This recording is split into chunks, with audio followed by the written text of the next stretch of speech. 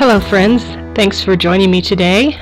This is The Crafty Catholic and my name's April, and today we're going to be making some Halloween themed candles and candlesticks.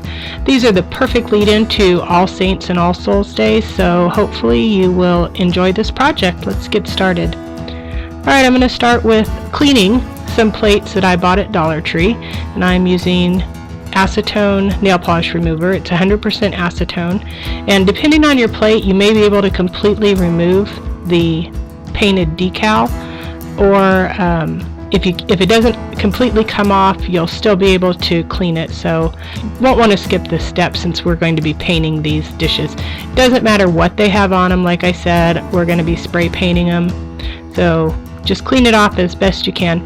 This one I had really good luck. I was able to get all of the painted design off, but you'll see a little bit later on the other two that the design didn't come off, but I know it was clean because I used the acetone.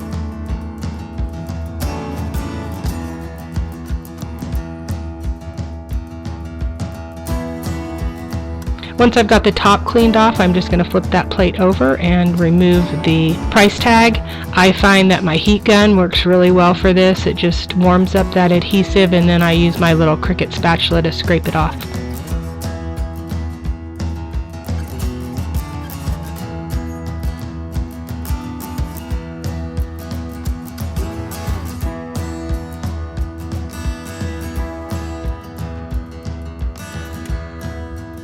And I'll give it a quick wipe down with the acetone. I'm going to be using some E6000 and hot glue, so I want to make sure that any residue left from being touched in the store or just the manufacturing process is cleaned off of that.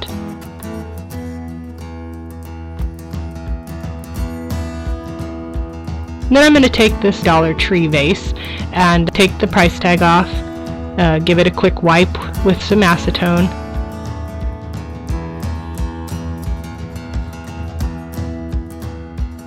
And then these are the supplies I'm going to need. I bought some glitter wrap from the Dollar Tree, and I'm also going to be needing scissors to cut that, E6000, and my hot glue gun.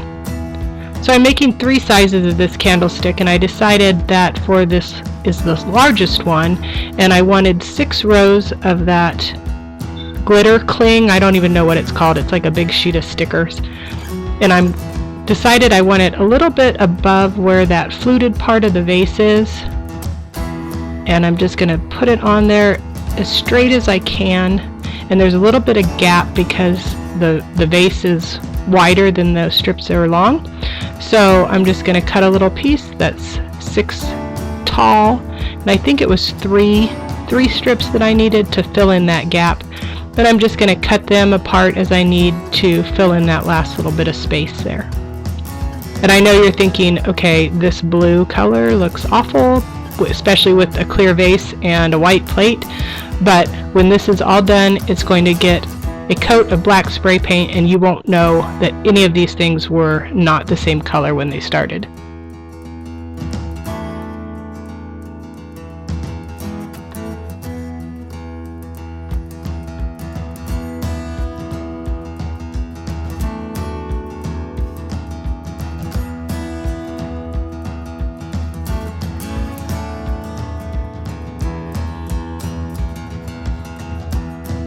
So here I'm going to smear on a little bit of that E6000, and that is for a really good long-term hold, especially on glass and ceramic.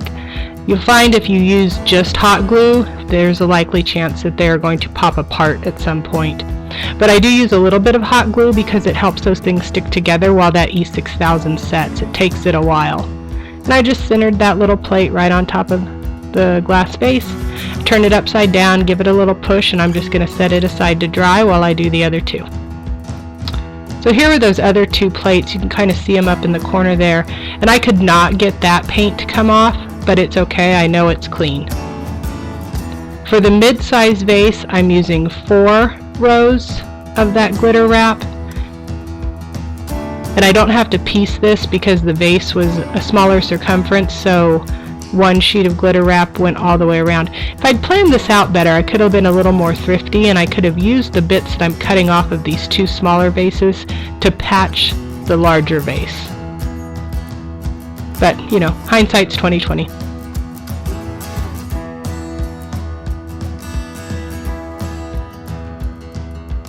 And then here on the smallest vase, I'm just putting 2 rows of the glitter wrap. And I'm trying to get them all proportioned about the same height above that fluted part. So same process, E6000, hot glue. And it's a little bit harder on these. You want to make sure that you get those plates centered on top of your vases.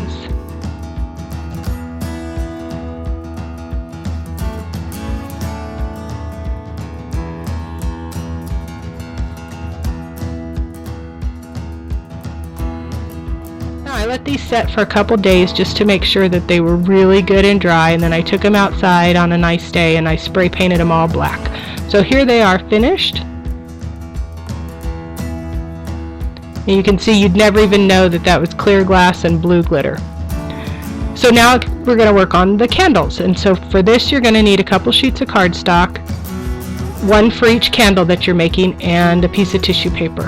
And I'm just going to cut this apart so that it will fit on my cardstock, which is standard 8.5 by 11. I know that the candles that I'm using are 6 inches tall, so I want to make sure I've got at least 6 inches of height on my paper.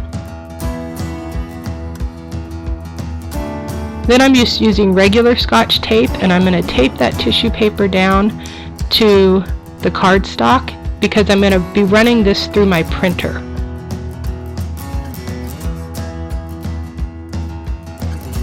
If there's a wrinkle in your tissue paper, just pull it tight and you should be fine.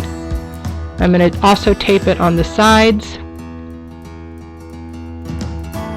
And again, that's just so it doesn't get hung up when it's going through your printer.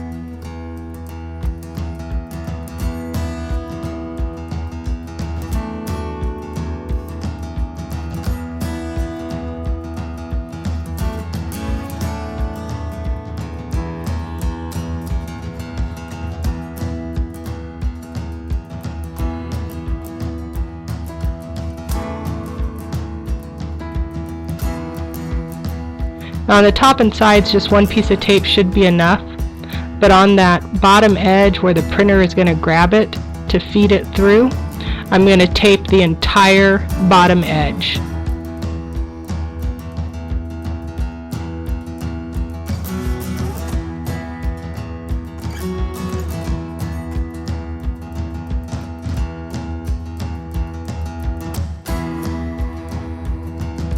So I just want to make sure that I get a good hold, and I'm going to repeat this for the other 2 pieces of paper and cardstock.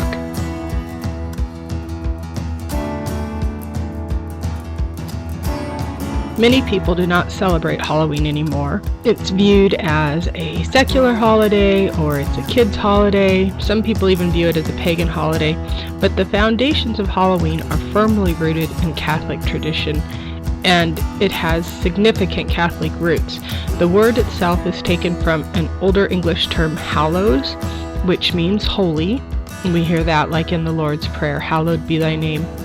And the word een, which is a truncation of the word evening. So Halloween literally means holy evening, and that's because it is the vigil of the Feast of All Saints, which is November 1st. So All Saints' Day is a day when Catholics celebrate the triumph of the Church in heaven and the lives of the saints here on earth.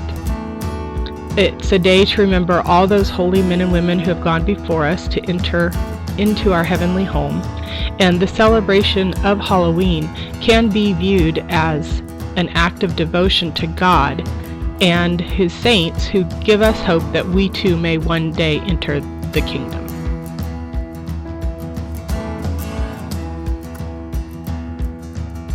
When I finish taping down the tissue paper on the cardstock, I'm going to take these 3 pages into my computer and run them through my inkjet printer. I did a Google search for saint images and I found 3 black and white line drawings of Saint Sebastian, Saint Stephen, and Saint Lucy. I cut and pasted the images into a Word document, and I'm going to print 1 image on each page. I'd like to tell you a little bit about these saints while I'm showing you their pictures. Saint Stephen was one of the first deacons of the church and was the first Christian martyr. His story is told in Acts chapter 6 and 7. The Bible says that Stephen was full of grace and power, did great wonders and signs among the people. However, he was charged with blasphemy and sentenced to be stoned to death. While he was being stoned, he echoed the words of Christ, "Lord, do not hold their sins against them." And his behavior by forgiving those who were stoning him is a beautiful example to us. And here we have Saint Sebastian. He was an officer in the imperial bodyguard of Diocletian. He had secretly done many acts of love and charity for his fellow Christians, but when it was discovered that he was a Christian, he was sentenced to die. So they tied him to a tree and shot him full of arrows, but that didn't kill him. So then they took him down, beat him with clubs until he was dead, and threw him in the sewer.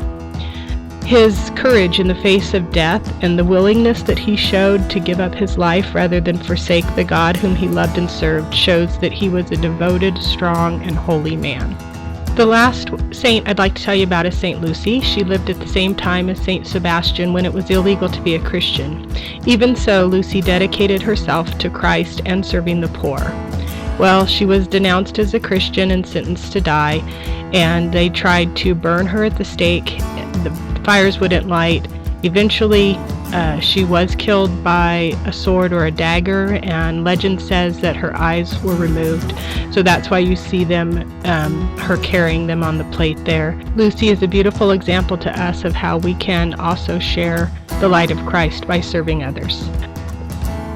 So these are the 3 images that I'm going to be putting onto my candles. And to start, I'm just going to double check that the candles are 6 inches tall by measuring them on my cutting board. And then I'm going to trim down those tissue paper images so that they are also 6 inches tall. And I found that it's easier to cut the tissue paper if you leave it attached to the cardstock, just so it has that stiff paper behind it. The tissue paper tears really easily, and you'll see that my trimmer does tear it a little bit here and there. But in the end, that's not going to matter. So I'm going to do this to all 3 of the images.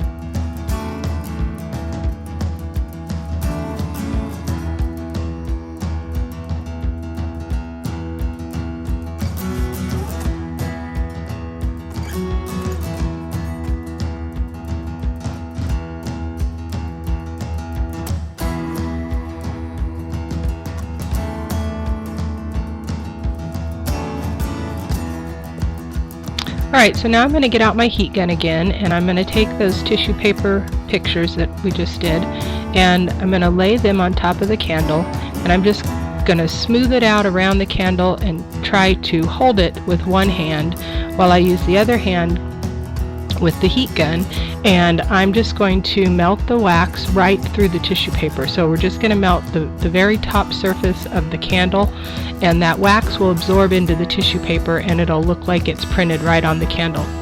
So I hope that you're able to see this. It will get a little bit dark and shiny as the wax melts, and I'm not sure the camera will pick it up, but we're going to give it a try.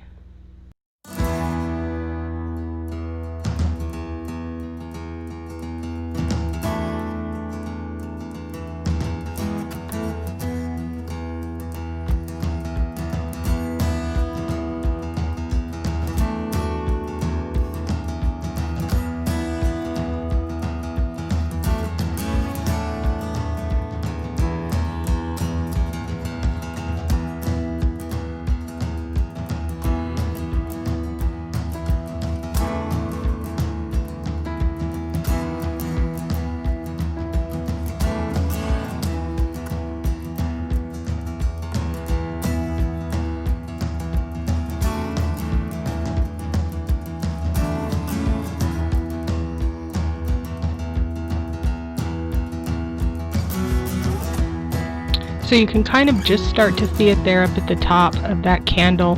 It looks wet, and that is where the wax is melting.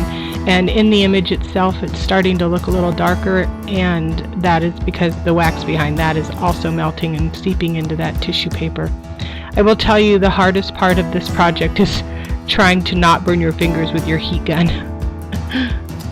The wax really isn't that hot, and it cools off really quickly. You can turn it and be able to hold on to the front of the image, but as you're turning it, your fingers start to feel that heat, that hot air, and you gotta watch that.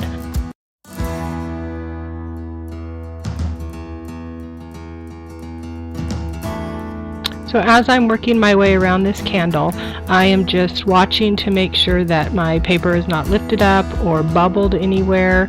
If it did, I just kind of pressed it down into that soft wax, and then I'm working my way around to the back. There you saw where it had ripped, the tissue paper had ripped a little bit when I was cutting it, and you just push it into the wax when it's soft, and you'll never even know it. Plus it's on the back of the candle. So this is the hard part when you're right there on the edge and your heat gun is blowing the paper and you can't really get your fingers in there. So if you keep watching, you'll see I'm kind of rolling it on the table, and that is just to get that back seam where I can't hold on to it at the same time that I'm heating it up.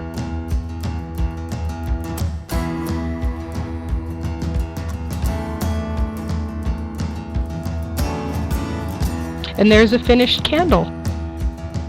So now I'm going to do the exact same thing to the other two candles.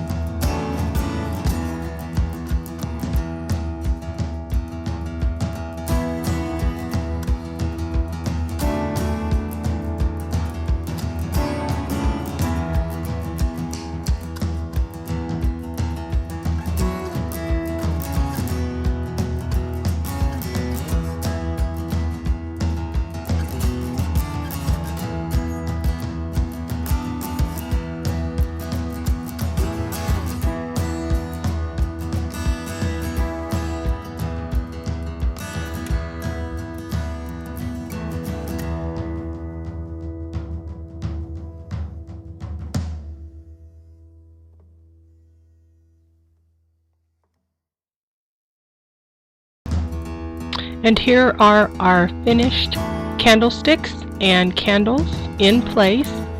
You can see that the black spray paint gave them all a nice uniform look, and I think they turned out really neat. I love that I have this kind of decoration that I can put up during the Halloween season. It feels very Halloween. It's got the right colors and everything, but the stories behind it just feed my soul and lead right into that celebration of All Saints and All Souls that we do in November. I love them. They're a little bit on the gruesome side because of the all three of these saints dying martyrs' deaths, but I really hope that you like it. I hope that you give this a try. If the saint pictures aren't quite your speed, try it out with something else. You could easily do jack-o'-lanterns or pumpkins. There's so much clip art online. So thanks for stopping by today and crafting with me. I hope you enjoyed this video. I hope you try some of these projects in your home, and I hope that they benefit you and your faith life. My name's April, and this is The Crafty Catholic. If you like the video, hit like. If you feel like it, subscribe to the channel. May God bless you and your home.